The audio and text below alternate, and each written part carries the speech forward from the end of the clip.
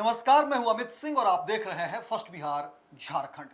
देखिए, बिहार में इसी वर्ष विधानसभा के चुनाव होने हैं, लेकिन उस चुनाव से पहले बिहार की राजनीति में कुछ ऐसा हो रहा है जिसे सुनकर आप भी हैरान हो जाएंगे। क्योंकि देखिए, जदयू के पूर्व राष्ट्रीय अध्यक्ष आरसीपी सिंह, जो पहले आईएएस अधिकारी भी रह चुके, मुख्यमंत्री नीतीश कुमार के प्रधान सचिव भी रहे और बहुत कुछ उनकी राजनीतिक जीवन शैली में बहुत कुछ ऐसा हुआ। और इसी खबर पर जो है हम चर्चा करेंगे, क्योंकि आरसीपी सिंह बड़ा निर्णय लेने जा रहे हैं। उसी निर्णय पर, उसी खबर पर जो है हम चर्चा करेंगे। हमारे सहयोगी विवेकानंद जी हमारे साथ है। विवेका जी, जो खबरें निकलकर सामने आ रही है, आरसीपी सिंह जदयू के पूर्व राष्ट्रीय अध्यक्ष, मुख्यमंत्री नीतीश कुमार के बेहद करीबी एक जमाने में, और प्रधान सचिव भी रहे, राज्यसभा भी भेजा गया दो बार, और फिर केंद्र में मंत्री भी रहे। बिल्कुल। और अब जो फैसला उन्होंने लिया है, क्या कुछ कहेंगे? देखिए, उन्होंने नई पार्टी बनाई थी, आशा पार्टी, लेकिन आशा पार्टी से उन्हें निराशा हाथ लगी। तो निराशा हाथ लगी तो आरसीपी सिंह के पास आज की तारीख में क्या विकल्प है? आरसीपी सिंह ऐसी पार्टी के राष्ट्रीय अध्यक्ष हैं जिनका प्रधान कार्यालय नालंदा के एक गांव में है। वैसी पार्टी जो राष्ट्रीय पार्टी कर रही है, और उस राष्ट्रीय कार्यालय जो है नालंदा के उनका जो पैतृक गांव है, वहां से उनका राष्ट्रीय कार्यालय चलता है। उस पार्टी का नाम है आशा पार्टी। वैसी पार्टी जिसका कार्यालय गांव में चलता हो, उससे क्या आप आशा कर सकते हैं? तो कुछ दिनों के बाद, यानी कि साल भर बीतने के बाद ही आरसीपी सिंह की पार्टी से उन्हें निराशा हाथ लगी है, लिहाजा अब नई जगह की तलाश में है। आप देखेंगे कि तो विगत 2022-23 से 25 आते आते 4 पार्टी में या तो जा चुके या बदल चुके। जेडीयू को उन्होंने छोड़ा, जेडीयू से एक तरह से कहें तो साइड लाइन किए गए, हटाए गए। बिल्कुल। उसके बाद भारतीय जनता पार्टी में शामिल हो गए। 2024 लोकसभा चुनाव से पहले ये भारतीय जनता पार्टी में शामिल हो गए। इन्हें लगता था कि बीजेपी इन्हें सम्मानित करेगी, कहीं ना कहीं से इन्हें टिकट देगी या फिर राज्यसभा भेजेगी। बीजेपी ने वो काम नहीं किया। नीतीश कुमार के आगे बीजेपी आरसीपी सिंह को एडजस्ट करने या फिर आरसीपी सिंह को मेन स्ट्रीम में लाने को तैयार नहीं हुई। वहां से जब निराशा हाथ लगी आरसीपी सिंह को, तो बीजेपी को उन्होंने छोड़ दिया। बीजेपी को छोड़ने के बाद नई पार्टी बनाई, आशा पार्टी, जिसकी हमने बात करी। आशा पार्टी बनाई, पटना में बाकायदा विधिवत घोषणा किया, कई राज्यों में प्रदेश अध्यक्ष की नियुक्ति कर दी, और उसका प्रधान कार्यालय अपने गांव में प्रधान कार्यालय उस पार्टी का बनाया। बिहार भर का इन्होंने दौरा किया, लेकिन कहीं से कुछ रिस्पांस मिलते हुए दिखाई नहीं दिया। विवेका जी, थोड़ा सा यहाँ पर रोकेंगे। आरसीपी सिंह, जिनका कि अपना एक ब्यूरोक्रेट्स का एक जो पद होता है और एक राजनीतिक अनुभव, और एक जमाने में जाहिर तौर पर सब जानते हैं, और उनकी भूमिका बड़ी थी, राष्ट्रीय अध्यक्ष भी थे जदयू के, और तमाम जो है कह सकते हैं संगठनों का विस्तार को लेकर के एक अनुभव तो रहता ही है। लेकिन इतने बड़े अनुभव होने के बावजूद जब उन्होंने पार्टी का निर्माण भी किया, तो जैसा कि आप बता भी रहे हैं, और बात भी सही है कि उन्होंने पार्टी तो बनाई, लेकिन गांव में उनका वो कार्यालय खोलते हैं, और फिर राजनीतिक जीवन में लग रहा है कि आरसीपी सिंह क्या कंफ्यूज्ड है या क्या इसमें क्या देख रहे हैं? देखिए, आरसीपी सिंह आईएएस अधिकारी रहे। 2010 में इन्होंने अनिवार्य मतलब स्वैच्छिक सेवानिवृत्ति ले ली, और स्वैच्छिक सेवानिवृत्ति लेकर के नीतीश कुमार के साथ रहे, और आईएएस रहने के दौरान नीतीश कुमार के प्रधान सचिव थे। जब 2010 में ये सेवानिवृत्त हो गए, मतलब स्वेच्छा से इन्होंने रिटायरमेंट लिया, उसके बाद नीतीश कुमार ने इन्हें राज्यसभा में भेजा। बिल्कुल। 16 तक, 2010 से 16 तक पहला टेन्योर, 10 में ही वीआरएस लगता है, वीआरएस 2010 में वीआरएस लिए, और 2016 के बाद फिर से इन्हें दोबारा राज्यसभा में भेजा गया। तो 2 टर्म 12 साल राज्यसभा में रहे, राज्यसभा के सदस्य रहे। बिल्कुल। उसके बाद देखिए, 2020 की अगर हम बात करें, 2020 में नीतीश कुमार ने जेडीयू के राष्ट्रीय अध्यक्ष का पद छोड़ दिया, और 2020 में जब इन्होंने ये राष्ट्रीय अध्यक्ष का पद छोड़े, उसके पहले नीतीश कुमार ने आरसीपी सिंह को पार्टी का एक तरह से कहें तो चलाने की जिम्मेदारी दे दी। राष्ट्रीय अध्यक्ष जरूर थे, लेकिन संगठन महासचिव के नाते आरसीपी सिंह को पूरी छूट थी। सरकार तो में तो मैनेज कर ही रहे थे, पार्टी के भी अघोषित सर्वे सर्वा थे। राष्ट्रीय अध्यक्ष 2020 के पहले नहीं थे, लेकिन संगठन महासचिव के तौर पर इनकी सबसे बड़ी भूमिका थी। पार्टी चलाने की जिम्मेदारी इनको दी गई थी, अब जब 2000 और अपने हिसाब से पार्टी चलाए भी बिल्कुल। पहले और मुख्यमंत्री नीतीश कुमार और आरसीपी सिंह के रिश्तों में इतनी मिठास भी थी, वो हम चर्चा कर रहे हैं। बिल्कुल। 2020 में नीतीश कुमार ने इन पर भरोसा जताया। पहले पार्टी चलाने अघोषित तौर पर पार्टी चला रहे थे, अब उसके बाद घोषित तौर पर पार्टी चलाने की इन्हें जिम्मेदारी दे दी गई, इन्हें राष्ट्रीय अध्यक्ष बना दिया गया। खुद राष्ट्रीय अध्यक्ष की कुर्सी नीतीश कुमार ने छोड़ दी और अपने जो सबसे विश्वास पात्र थे, जिस नीतीश कुमार ने आरसीपी सिंह को केंद्र में मंत्री रहने के दौरान भी अपना प्रधान सचिव रखा, अपना पीएस रखा। उसके बाद जब बिहार आए तो बिहार में मुख्यमंत्री रहने के दौरान आरसीपी सिंह को अपना प्रधान सचिव बनाया। जब वे मतलब ऐच्छिक सेवानिवृत्त हो गए तो उसके बाद इन्हें राज्यसभा भेजा, पार्टी की महत्वपूर्ण जिम्मेदारी दी, संगठन महामंत्री महासचिव की जिम्मेदारी दी। इसके बाद जब मौका आया तो नीतीश कुमार ने इनके लिए कुर्सी छोड़ दी और इन्हें पार्टी का राष्ट्रीय अध्यक्ष बना दिया। 2020 में विधानसभा के चुनाव हुए और कहा जाता है नीतीश कुमार को ऐसा लगा कि इन्होंने भी कहीं ना कहीं जेडीयू को अंधेरे में रखा, जेडीयू को धोखा दिया और जेडीयू मतलब आरसीपी से बीजेपी से मिलकर के कहीं ना कहीं पीठ पीछे छुरा घोंपने का काम किया 2020 के विधानसभा चुनाव में। बिल्कुल। उसके बाद जो परिणाम आए वो सबके सामने है। जेडीयू तीसरे नंबर, थोड़ा और उसको आप आगे बढ़ा देते हैं। 2020 चुनाव में जेडीयू तीसरे नंबर की पार्टी हो गई।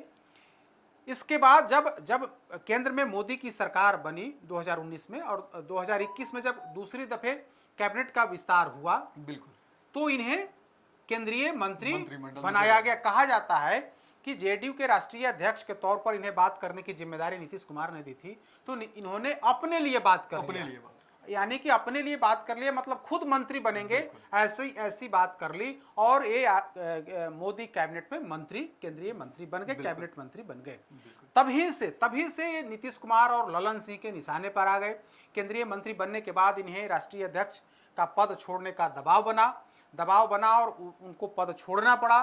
ललन सिंह राष्ट्रीय अध्यक्ष की कुर्सी को संभाले और उसके बाद से ही पूरे तौर पर जेडीयू के अंदर किनारे लगा दिए गए। केंद्रीय मंत्री रहने के दौरान ही एक किनारे लगा दिए गए। नीतीश कुमार और इनके बीच की दूरी बढ़ती गई। ललन सिंह कोई ऐसा मौका नहीं छोड़ते थे उनको कमजोर करने का, और स्थिति यह हुई कि 2022 में जब इनका राज्यसभा का कार्यकाल खत्म हुआ तो नीतीश कुमार ने इन्हें कार्यकाल बढ़ाने का अवसर नहीं दिया।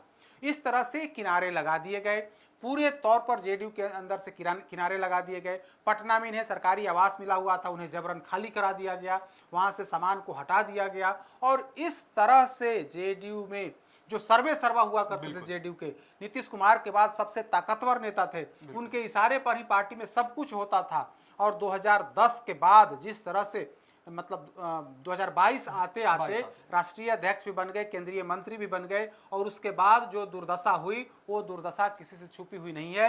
आज आरसीपी सिंह की हैसियत जीरो है। अगर आप राजनीतिक में बात करें तो राजनीतिक ताकत जो है वो जीरो हो गई है। भले ही वे उन्होंने अपनी पार्टी बनाई है, लेकिन उस पार्टी का कोई वजूद बिहार के अंदर नहीं है। बिहार में जब लोकसभा के चुनाव हुए उसमें भी उस पार्टी की कहीं कोई भूमिका नहीं रही। अब चूंकि विधानसभा के चुनाव हुए हैं तो आरसीपी सिंह को लगता है कि अपने लोगों को कहीं एडजस्ट कराएं, लिहाजा वे रास्ता तलाश रहे हैं। इसी बीच एक जो खबर आई है कि आरसीपी सिंह नए घर में जा रहे हैं, यानी कि अपनी पार्टी का विलय कराने जा रहे हैं। अपनी पार्टी से निराशा हाथ लगने के बाद, जिस आशा के साथ अपनी नई पार्टी आशा का निर्माण किया था, उस पार्टी से निराशा हाथ लगी है और अब जाकर वे अपनी पार्टी का विलय प्रशांत किशोर की पार्टी जन सुराज में करने जा रहे हैं। खबर यही है कि 18 तारीख को आरसीपी सिंह विधिवत तौर पर जन सुराज पार्टी में शामिल हो जाएंगे। इसमें भी बड़ा सवाल है, जिस प्रशांत किशोर को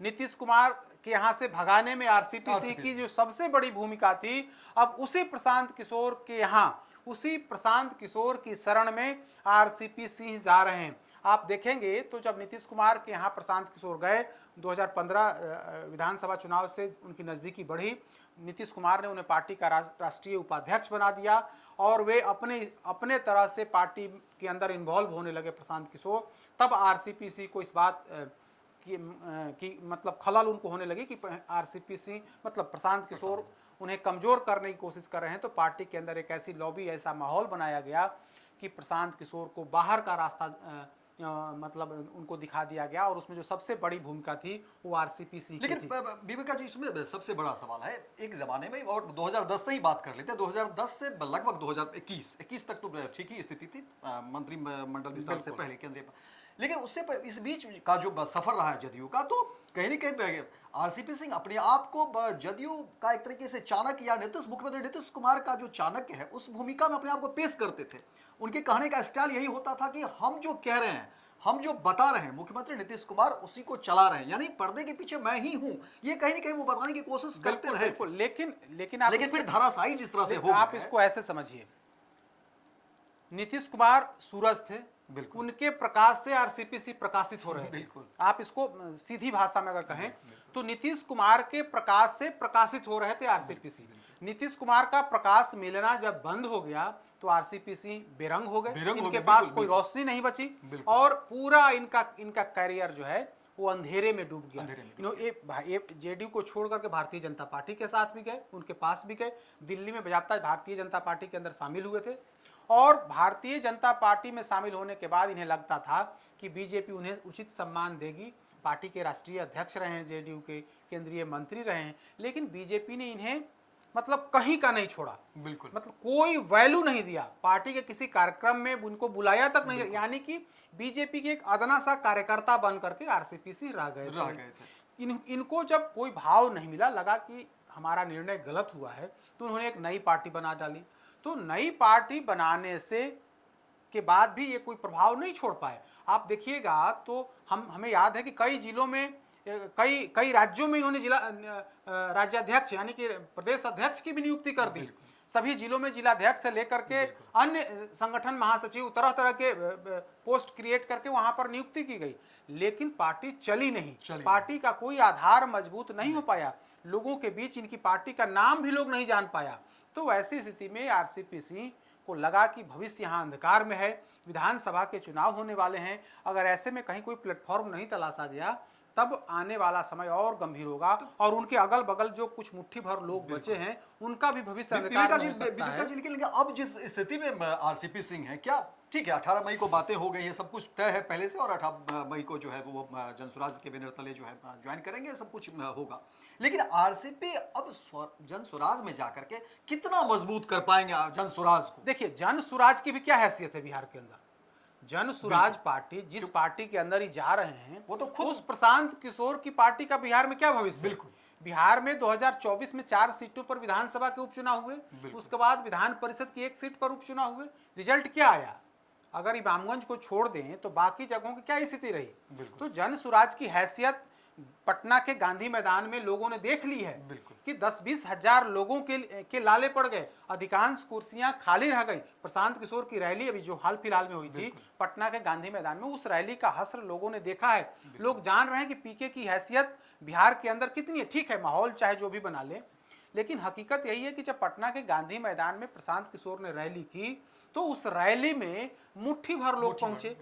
दावा किया जा रहा था कि 5 लाख लोग पहुंचेंगे, 8 लाख लोग पहुंचेंगे, 10 लाख लोग पहुंचेंगे, लेकिन 50,000 लोग भी नहीं पहुंचे। तो सवाल यही है कि कथनी और करनी, मतलब चाहे दावे जो आप कर लें, लेकिन धरातल पर आपकी पार्टी पीके की पकड़ नहीं है। तो वैसी स्थिति में उस पार्टी के अंदर जा रहे हैं जिस पार्टी का जो पार्टी खुद अपने भविष्य को लेकर के सशंकित है, उस दल के नेता सशंकित है। अभी खबर आ रही है, एक जानकारी, हालांकि आधिकारिक तौर पर इसकी पुष्टि नहीं हुई है, लेकिन प्रशांत किशोर के बेहद करीबी एक नेता के बारे में खबर है कि वे बीजेपी के संपर्क में है, वे कभी भी भारतीय जनता पार्टी के अंदर शामिल हो सकते हैं, उस पार्टी में उनकी ज्वाइनिंग हो सकती है। तो इस तरह की स्थिति है। अब आरसीपी सिंह को लगता है कि वहां उनका भविष्य कुछ मतलब उज्जवल हो सकता है। हालांकि 2022 से लेकर के 2025 में अब तक 3-4 पार्टी बदल चुके हैं, नई पर चौथी पार्टी में कदम रख रहे हैं, वहां पर उनकी ज्वाइनिंग होने वाली है। तो यही स्थिति है आरसीपी सिंह की। कुल मिलाकर के अगर आप एक लाइन में कहें तो नया भविष्य देख रहे हैं कि प्रशांत किशोर की पार्टी जनसुराज में लगता है कि कुछ भविष्य है, और उसी भविष्य की तलाश में आरसीपी सिंह की ज्वाइनिंग होने वाली है जनसुराज पार्टी। बिल्कुल। तो देखते हैं क्या कुछ तस्वीरें निकलकर सामने आती है, लेकिन इतना जरूर है कि बिहार में इस विधानसभा चुनाव से पहले बहुत कुछ आपको देखने को मिलेगा। और देखिए, जैसा कि विवेका जी ने बताया भी कि जनसुराज के भी कई नेताओं को लेकर के उन्होंने कहा कि देखिए वो अलग अलग पार्टी से बातचीत हो रही है और फिर अलग अलग जो है पार्टी में लोग जा रहे हैं। तो इस तरह की तस्वीरें जो है जरूर निकल कर सामने आएगी और हमारी कोशिश होगी कि वो पहली खबर हम आपको रूबरू कराएं। लेकिन फिलहाल बिहार की राजनीति में एक बार फिर से आरसीपी सिंह ने जो है कहीं न कहीं बयानबाजी का दौर शुरू कर दिया, क्योंकि आरसीपी सिंह एक समय में मुख्यमंत्री नीतीश कुमार के बेहद खास थे और जदयू के राष्ट्रीय अध्यक्ष थे। तो फिलहाल इस खबर में इतना ही। दीजिए इजाजत, लेकिन दिन भर की तमाम खबरों को देखने के लिए आप देखते रहिए फर्स्ट बिहार झारखंड। गोल, जहां 27 वर्षों के सफर में 17,000 से भी अधिक छात्रों ने डॉक्टर एवं इंजीनियर बनकर भरे सफलता की ऊंची उड़ान, जहां साधारण छात्र भी बिहार टॉपर्स बनकर बना रहे इतिहास। दूरदर्शी शिक्षाविद श्री बिपिन सिंह के मार्गदर्शन में मेडिकल एवं इंजीनियरिंग के लाखों छात्रों के लिए आशा की किरण के रूप में गोल, the result factory. Ayushman Bharat के तहत निशुल्क surgery Netaji Subhash medical college एवं हॉस्पिटल में जनरल सर्जरी, नेत्र surgery, ENT surgery, ortho surgery, प्रसूति एवं स्त्री रोग सर्जरी की सुविधा आयुष्मान भारत के तहत उपलब्ध है। साथ ही बीमा कंपनी के द्वारा इलाज की सुविधा। NSMCH, अम्हारा, बिहटा, पटना।